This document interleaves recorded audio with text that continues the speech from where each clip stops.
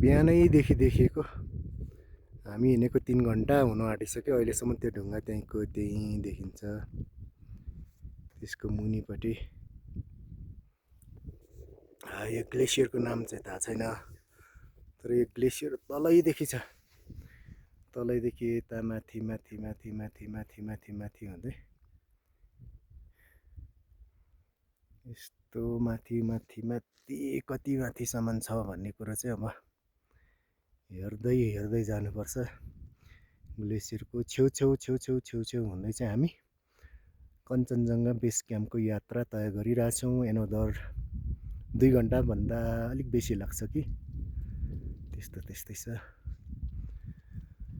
वरिपरिको 360 भ्यूज यस्तो छ।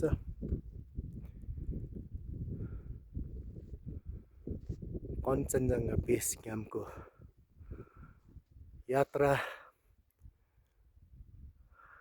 निरन्तर छ।